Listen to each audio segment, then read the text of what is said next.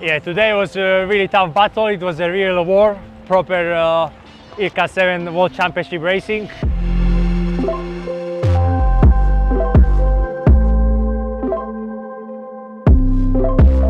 First beat 18-19 minutes for the leaders, so the legs were hurting because the last couple of years generally the racing has been getting smaller and smaller compared to the past.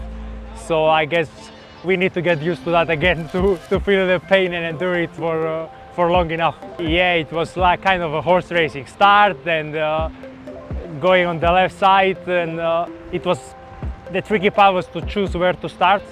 Second race, the boats who started on the committee end, they had immediately right pressure and right shift, and they managed to kind of roll over the fleet from the left.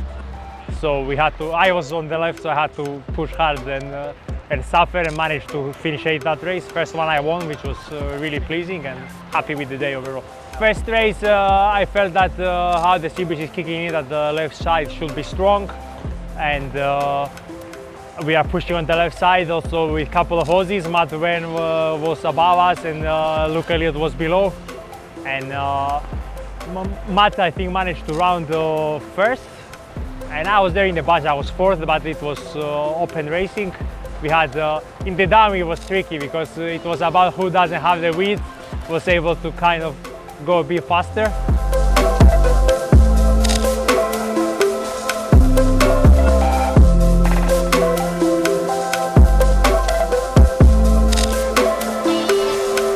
Yeah, I think in this sort of stuff where it's sort of getting up to 25 plus knots, you kind of just got to sail your own race. There's not much you can do. Obviously you can keep an eye on the other guys, but at the end of the day you just got to execute and you got to hike like hell really. So yeah, just sort of had to back that I was fast enough in this sort of stuff, and that the fitness was there, and that yeah, hopefully by the end of the day that there was just even just a few points would have been good by the end of the day.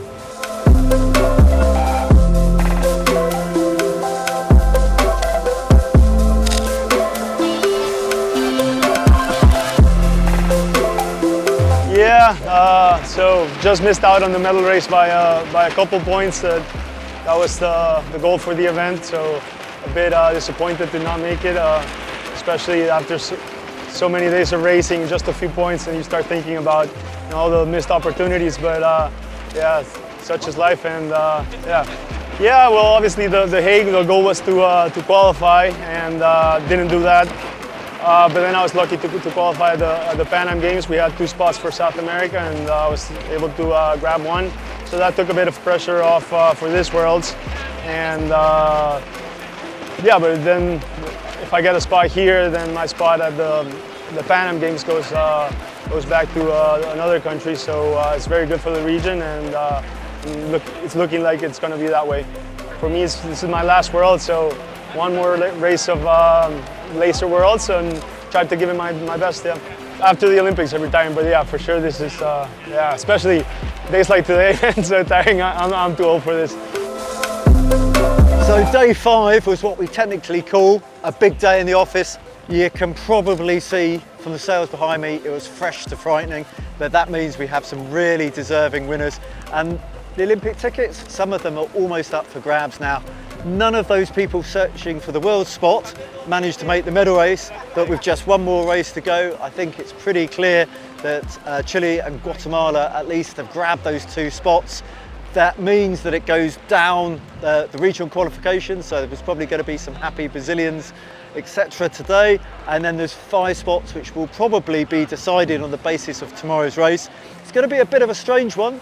10 boats will be missing, and they'll be resting and getting ready for the medal race, and we'll talk more about that tomorrow.